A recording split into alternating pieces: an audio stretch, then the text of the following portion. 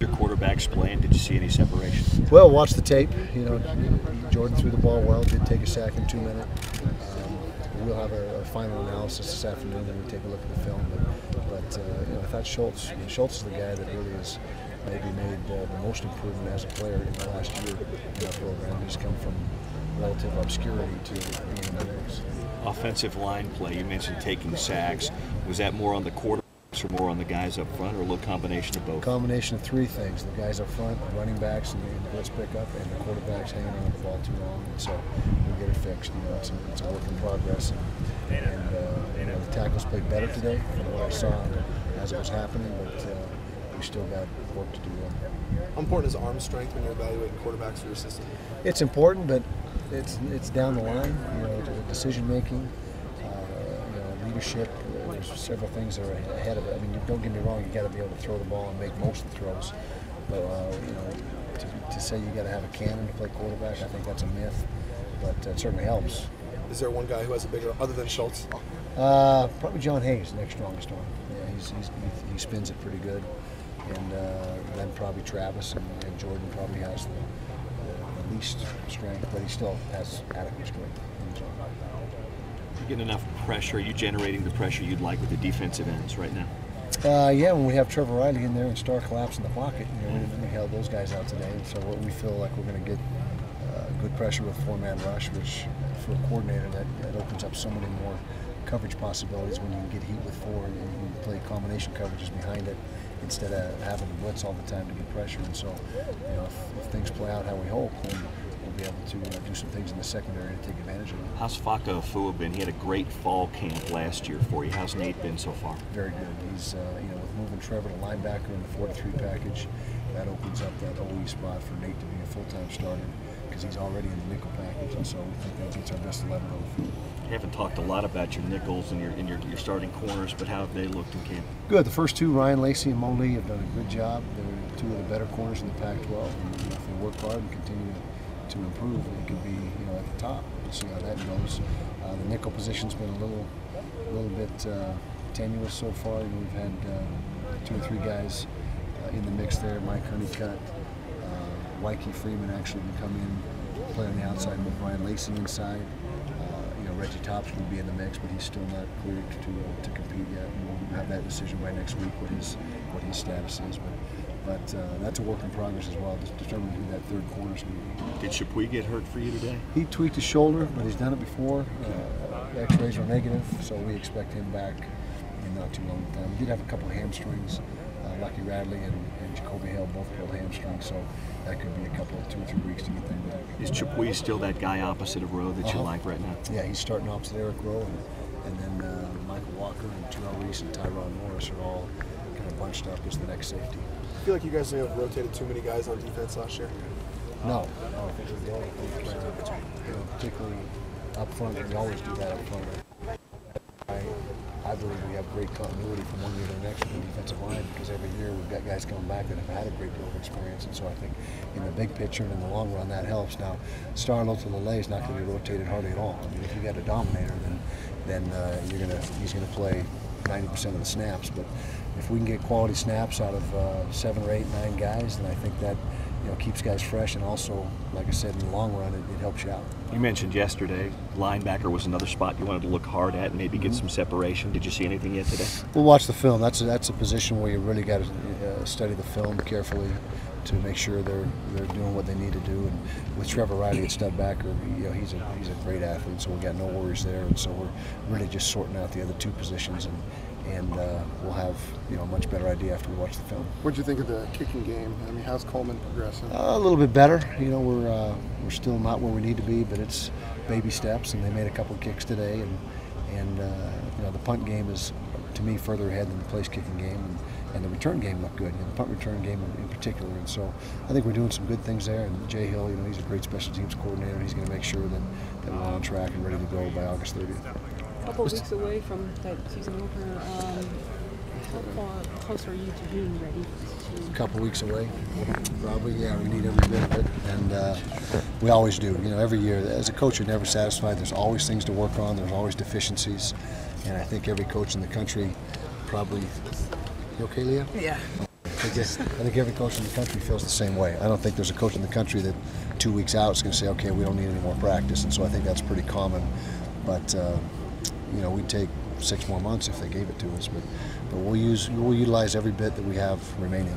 Coach, fumbles were an issue last year. You've kind of mentioned it a couple times in the scrimmage. You concerned about that? Always concerned about taking care of the football, and like I said today, particularly in a 2 minute or a 4 minute situation where you got the game, you know, on ice, and the only way you can lose it is to give the ball back. And so, even though we recovered them, you know, there's no excuse for that. You got to have 2 hands on the football at all times in 4 minute situation. And so we got to work on that. Better learn it here than during the course of the season. Is it still on the exchange you're seeing issues?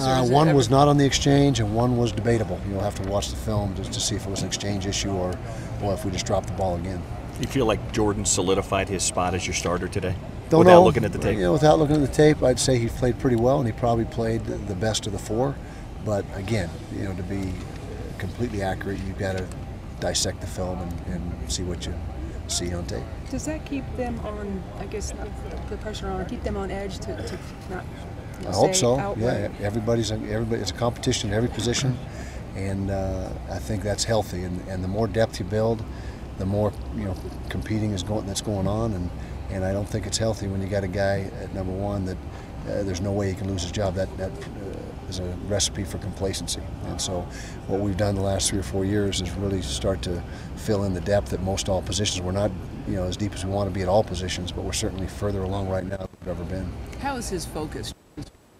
Well, first of all, certainly more familiarity, obviously. You know, having gone through it one time, and as I've said many times over the course of this past offseason, nothing really surprised us in the Pac-12, but still, even though if you're prepared for something, it still, you know, helps to have some experience under your belt. And so I think that's the, you know, probably the biggest thing this year is, well, not the biggest thing, but one positive factor for us is we know what to expect week in and week out, and how to, you know, what you need to do to handle that grind and that level of play. And then secondly, I believe with this recruiting class, you're going to see 6 or 7 or 8 guys really have, you know, an impact this season from this last recruiting class, which is a higher number than usual. When Jordan was a freshman, he picked up this offense so quickly, maybe even faster than you, or he thought. Do you see similarities in the way Travis, as a freshman, is developing? Yeah, Travis has good football IQ, and has really, both he and Chase, you know, Chase is out right now, obviously, but both those guys really are students of the game, and you know, digest and assimilate the information very well, and they work hard, they study, they put the time in, they study, and so very pleased with the work ethic of the entire quarterback group. Some talk about the Wildcat with Travis, and just someone who hasn't seen him do that, but what does he bring there in that role?